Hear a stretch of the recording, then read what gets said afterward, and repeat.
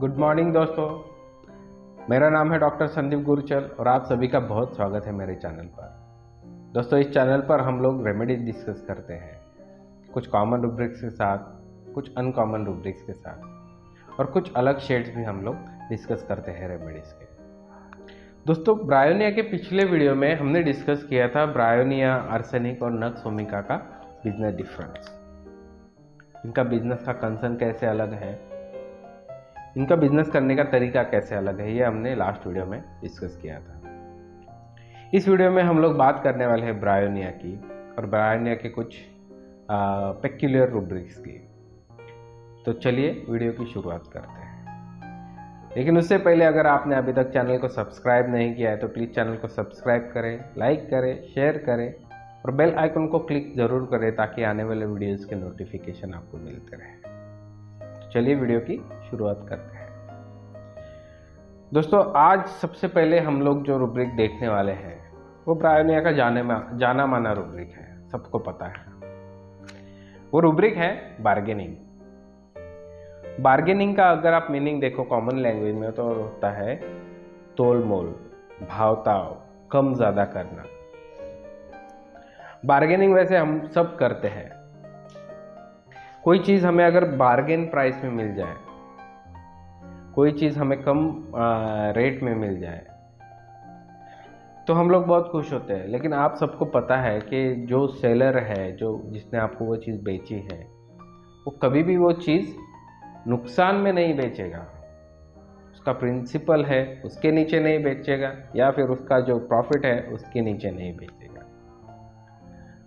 तो बार्गेनिंग में क्या होता है, दोनों साइड्स का फायदा होता है। तू भी खुश, मैं भी खुश, तेरा भी फायदा, मेरा भी फायदा। बार्गेनिंग में एक चीज़ और होती है, वो क्या कि अगर आप किसी से कंटिन्यूसली कुछ ले रहे हो, आप किसी के रेगुलर ग्राहक हो, रेगुलर कस्टमर हो या कोई आपका रेगुलर कस्टमर है या ग्राहक, और उसे पता चलता है कि वही चीज़ उसको पड़ोस में या कहीं और कम रेट में मिल सकती है, तो अगर वो बार्गेनिंग वाली रेमेडी है, अगर वो ब्रायोनिया है, तो आपको बोलेगा कि यही चीज़ मुझे वहाँ कम रेट में मिल रही है, तुम मुझे वो रेट में दे रहे हो तो ठीक है, नहीं तो मैं वहाँ जाता हूँ। तो बार्गेनिंग में क्या होता है, रिलेशन नहीं होता, कोई भाई बंधु नहीं होता, कोई दोस्त नहीं होता।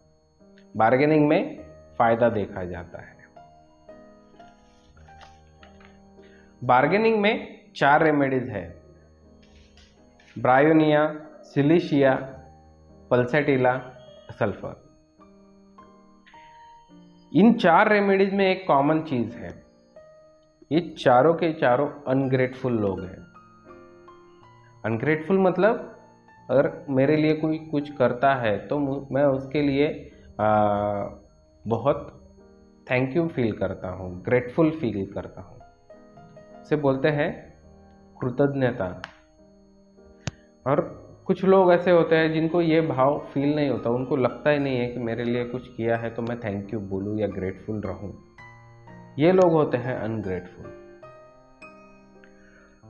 अगर आप रेपर्टरी में रूब्रिक डालें अनग्रेटफुल अवेरिस फ्रॉम, तो उसमें आपको यही 4 रेमेडीज मिलेंगी जो बार्गेनिंग में भी है, ब्रायोनिया, पल्सेटिला, सिलिशिया, सल्फर। यही 4 रेमेडीज आपको बार्गेनिंग में भी मिलेगी और अनग्रेटफुल अवेरिस फ्रॉम में भी मिलेगी।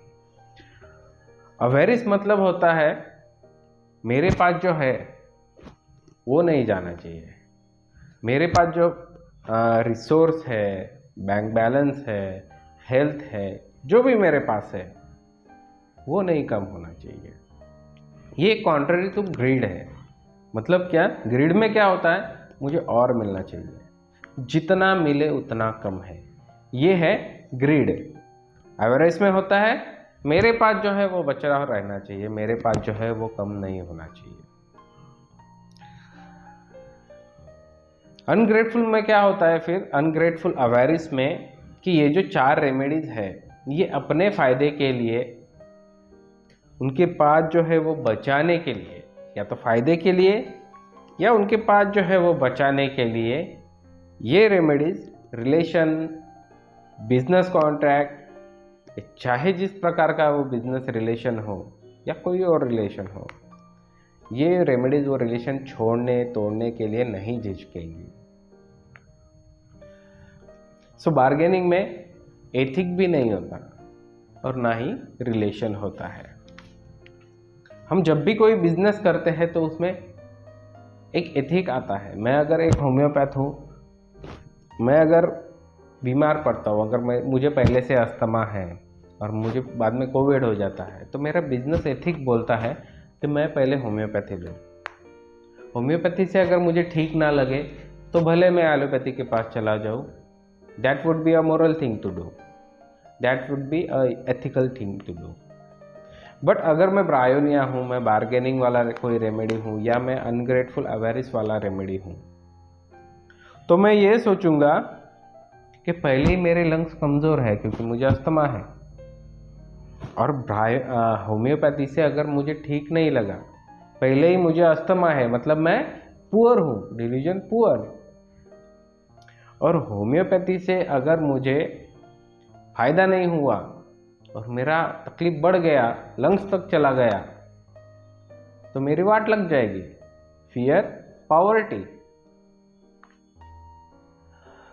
तो जो मेरा लंग बचा कुचा है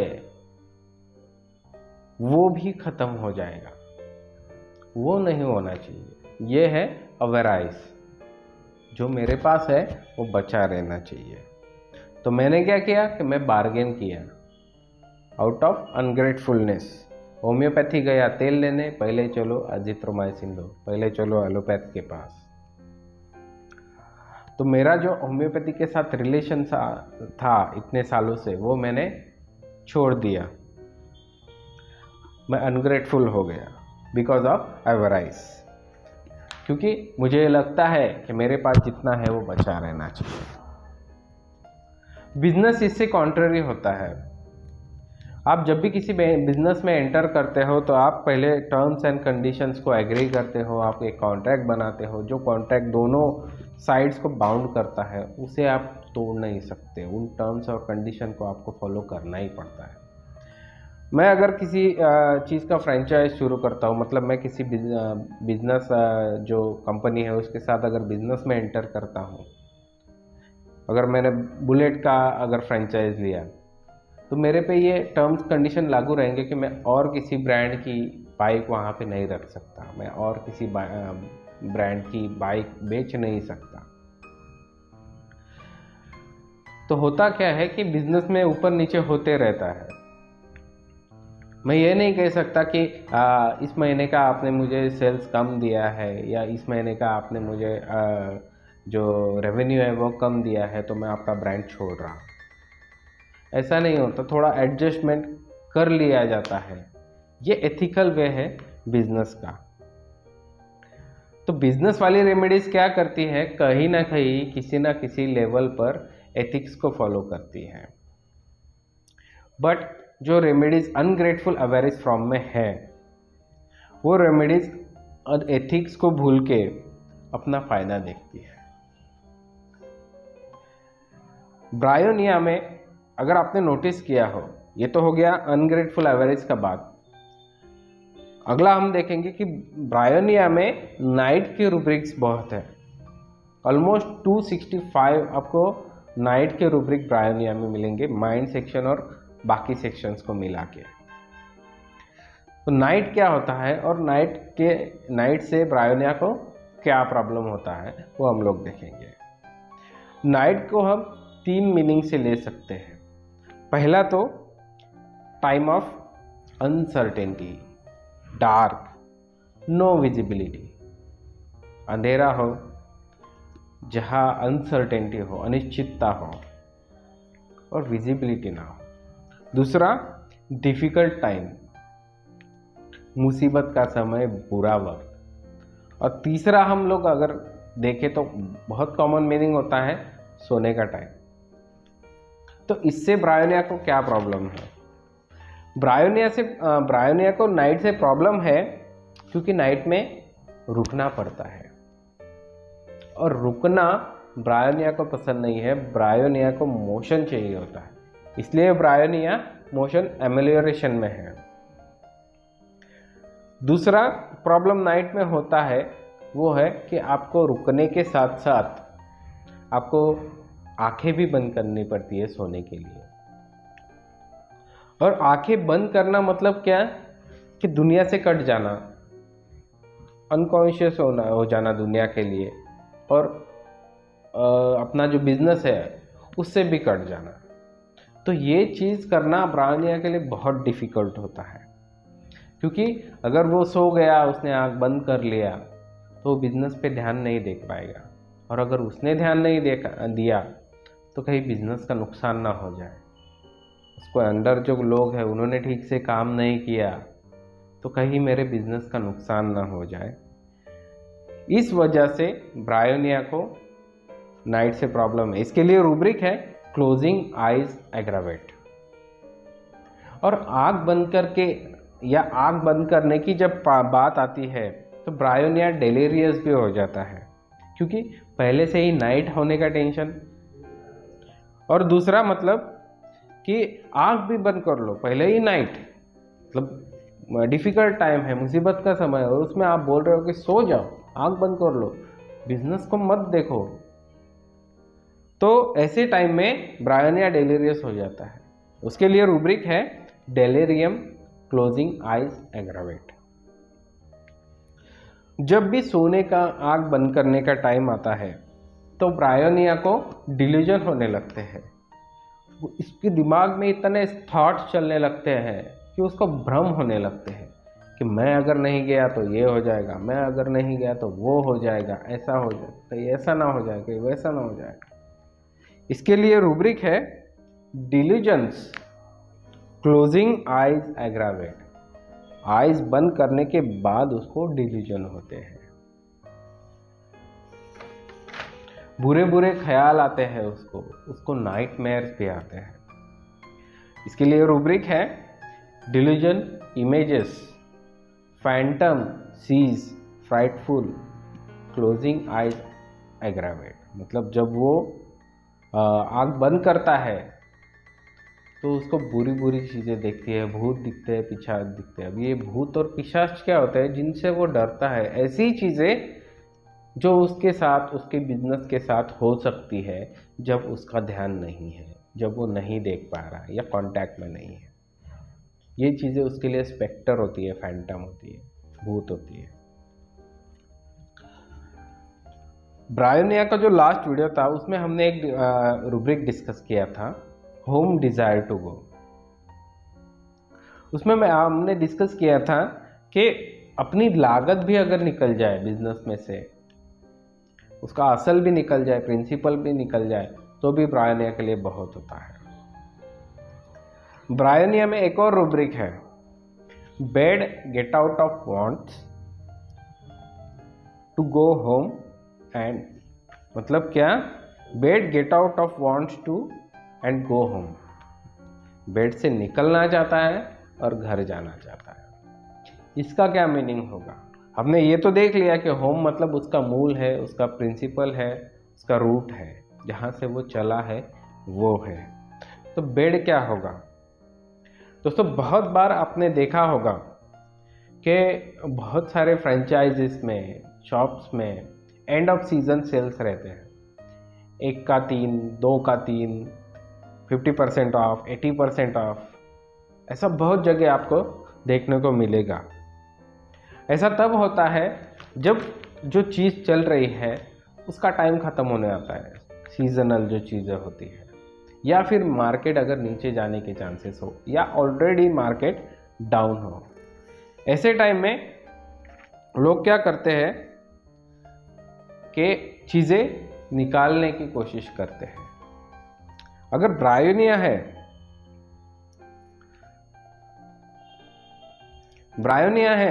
तो ब्रायोनिया ये सोचेगा कि कहीं प्रॉफिट निकालने के चक्कर में मैं असल भी नहीं निकाल पाया तो, कहीं मैं प्रॉफिट लेने के चक्कर में मेरा प्रिंसिपल भी नहीं निकाल पाया तो मेरे तो वाट लग जाएगी। तो इससे तो अच्छा है कि 2 का 3 करके माल बेच देते हैं, अपना मूल आ गया, बस हो गया। इसका मतलब क्या होता है कि जो उसका प्रॉफिट है वो उसका बेड है। बेड मतलब क्या? लग्जरी।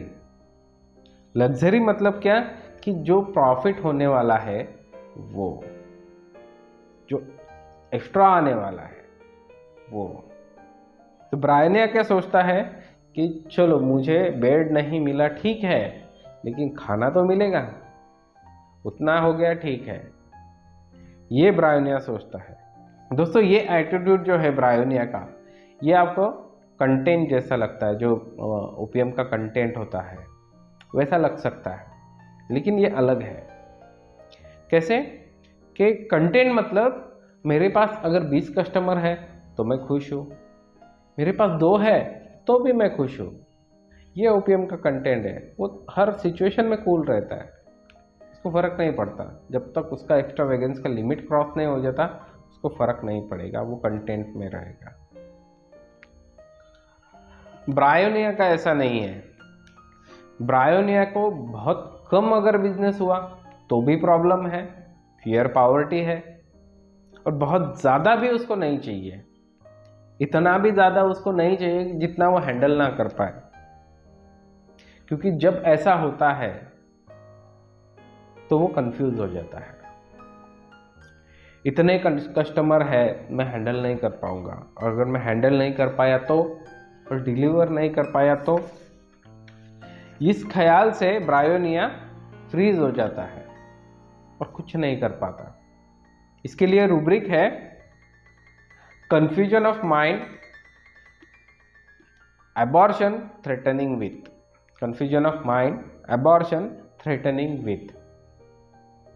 थ्रेटनिंग अबॉर्शन मतलब कि जो प्रोडक्शन चल रहा था, जो कमाई हो रही थी या होने की उम्मीद थी, वो अचानक रुक जाना, या वो अचानक रुक जाने का खतरा पैदा होना। इस कंडीशन में ब्रायोनिया फ्रीज हो जाता है। ब्रायोनिया को ऐसे गड़बड़ी वाले और हड़बड़ी वाले काम बिल्कुल पसंद नहीं है। मेरे पास 4 टेबल है, वो 4 टेबल पे 4 ग्राहक बैठे तो भी मुझे चलता है। मेरा घर चल रहा है, मेरी ज़रूरतें पूरी हो रही है, मुझे उतना ही काफ़ी है। जितना आपका चादर हो उतना ही पैर पसारना चाहिए, ये ब्रायोनिया को लगता है। बहुत ज़्यादा अगर कस्टमर आ गए तो बहुत ज़्यादा मेहनत करनी पड़ेगी, और उसको ये भी पता नहीं रहता कि वो हैंडल कर पाएगा या नहीं कर पाएगा। और गैम्बलिंग में ब्रायोनिया है नहीं, तो वो रिस्क नहीं लेता, वो रिस्क लेना नहीं चाहता। इसके लिए रूब्रिक है confusion of mind, riding in carriage while road over A rough. ये रफ जो राइडिंग होती है, ज़्यादा प्रेशर वाली, ज़्यादा भागदौड़ वाली, ज़्यादा एफर्ट्स वाली, वो ब्रायोनिया को नहीं करनी होती है। ये वाला जो मोशन होता है, ये वाला मोशन ब्रायोनिया को एग्रावेट करता है। हमें पता है कि ब्रायोनिया मोशन एमेलियोरेट में है, लेकिन वो मोशन एग्रावेशन में भी है। और ऐसा जो मोशन होता है रफ वाला, हड़बड़ी वाला, वो ब्रायोनिया को एग्रावेट करता है। ये जो ब्रायोनिया का स्टेटस है कि उसको बिजनेस में टर्बुलेंस नहीं चाहिए, एक ठहराव उसको चाहिए, एक कामनेस उसको चाहिए होती है। इसके लिए रूब्रिक है क्वाइट्यूड अमेलियोरेट्स।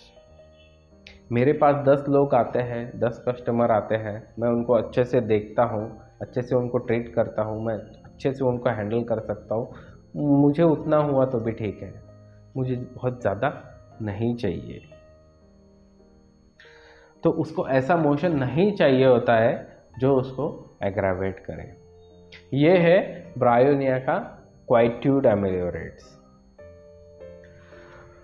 दोस्तों मैं धन्यवाद देना चाहता हूँ डॉक्टर महेश चंद्रा को, जिन्होंने बिल्कुल अलग वेंटेज पॉइंट से ब्रायोनिया सिखाया है। और इस वीडियो में इतना ही।